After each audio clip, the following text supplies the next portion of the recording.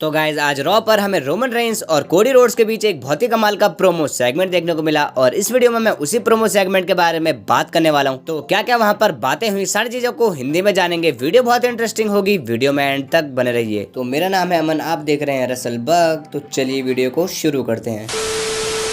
तो सबसे पहले रोमन रेंस पॉल हेमन और सोलो सिकोआ रिंग में आता है। रोमन रेंस पॉल हेमन से माइक लेकर कहते हैं सेंट लुइस एक्नॉलेज मी। जैसे ही रोमन रेंस इतना कहते हैं तभी वहाँ पर कोडी रोड्स का भी थीम सॉन्ग प्ले आता है और वो भी रिंग में आ जाते हैं। कोडी रोड्स कहते हैं कि नॉर्मली मैं ये कहूंगा कि सेंट लुइस तुम किस बारे में बात करना चाहोगे, लेकिन जैसे कि मुझे पता है तुम किस बारे में बात करना चाहते हो और मैंने तुम्हें कहते हुए भी सुना था जो वार्निंग तुमने मुझे दी थी ब्लड लाइन और पर्सनल मैटर से दूर रहने की, और मैंने मिस्टर हेमन से ये सुना था कि तुम्हें एक कोडी रोड्स प्रॉब्लम है और मुझे ये चीज बहुत ही ज्यादा पसंद आएगी कि तुम मुझे समझाओ कि आखिर प्रॉब्लम का मतलब क्या होता है। पॉल हेमन आगे बढ़ ही रहे थे लेकिन कोडी रोड्स उन्हें रोक देते हैं। कोडी कहते हैं कि मैंने तुमसे बात नहीं की और मैं चाहता हूँ कि तुम एक कदम पीछे चले जाओ, मैं यहाँ पर ट्राइबल चीफ से बात कर रहा हूँ। रोमन रेंस कहते हैं कि चलो सीधी बात करते हैं, तुम प्रॉब्लम नहीं हो बल्कि जिसे तुम रिप्रेजेंट कर रहे हो वो एक प्रॉब्लम है। रोमन रेंस कोडी रोड्स का मजाक उड़ाते हुए कहते हैं वाइज मैन देखो हमें यहाँ पर होना चाहिए था, ये हमारे फादर जैसा है, ये एक प्रोफेशनल रेसलर है। इसके बाद पॉल हेमन और रोमन रेंस हंसने लगते हैं। रोमन कहते हैं देखो मैं एक फाइटर था जिसने मुझे यहाँ पर एक मेगा स्टार बना दिया है और तुम यहाँ पर आते हो, तुम कहते हो तुम ये कर दोगे, तुम वो कर दोगे, लेकिन तुम्हारे बस का कुछ भी नहीं है। चलो जरा तुम्हारा ट्रैक रिकॉर्ड चेक करते हैं। तुमने स्टारडस्ट वाली चीजें की और क्या हुआ, तुम भाग खड़े हुए। इसके बाद तुम भागे और तुमने एक रेसलिंग प्रमोशन शुरू किया लेकिन तुमसे वो भी नहीं हो पाया। फिर तुम यहाँ आए और तुम्हारी बॉडी ने हार मान ली, तुम्हें बैक इंजरी हो गई क्योंकि तुम इसके लिए बने ही नहीं हो। तुम हमेशा एक स्टोरी खत्म करने की बात करते हो लेकिन तुमसे नहीं होने वाला। अप्रैल 2 एक तुम्हारे लिए अच्छा मोमेंट हो सकता है लेकिन तुम्हारा असली दिन अप्रैल 3 होगा जब तुम्हें खड़ा होना पड़ेगा और तुम्हें शीशे में देखना पड़ेगा। इसके बाद तुम्हें खुद को समझाना पड़ेगा क्योंकि तुम्हें उसकी आदत नहीं होगी। और जब तुम शीशे में देखो तो मैं चाहता हूँ कि तुम अपना दुर्भाग्य मानो जिस पर कि तुम्हारे फादर को प्राउड हो सके, और नहीं तो तुम वही करोगे जो कि तुम हमेशा करते हो और वो है एक छोटे कुत्ते की तरह भाग जाना। कोडी कहते हैं दूर भागना, चलो ठीक है तुम सही कह रहे हो, मैं दूर भागता हूँ और मैं भागा वो सही था क्योंकि लॉकर रूम में हर कोई ज्यादा पैसा कमा रहा था और तुम कह रहे हो मैं एक फादर हूँ, मैं एक रेसलर हूँ। मैंने यहाँ पर तब शुरू किया था जब मैं केवल 20 साल का था और मैं सच में एक सुपरस्टार बनना चाहता था, लेकिन क्या पता ये सच हो, मैं भागा हूँगा और अब मैं एक प्रोफेशनल रेसलर बन चुका हूँ। लेकिन मैं तुम्हें यहाँ पर एक चीज क्लियर करना चाहता हूँ और मैं अपने पापा के बारे में एक भी शब्द नहीं सुनूंगा। अगर किसी ने उनके बारे में एक बार भी जिक्र किया तो फिर मेरा दिमाग खराब हो जाएगा, और क्योंकि मेरे पापा यहाँ नहीं आने वाले, मेरा भाई दूसरी कंपनी में काम करता है, इसीलिए तुम्हें रेसलमेनिया में सिर्फ एक चीज दिखेगी और वो मैं हूँ। और अगर तुमने अपनी फैमिली के बारे में बात कर दी है तो मैं अपनी माँ के बारे में बात करता हूँ, और तुम्हें पता है मेरी माँ ने मुझसे क्या कहा, उन्होंने कहा कि उस बंदे को हरा दो। और चलो अब ये बात कर लेते हैं कि अप्रैल 3 तुम्हारे लिए कैसा होगा।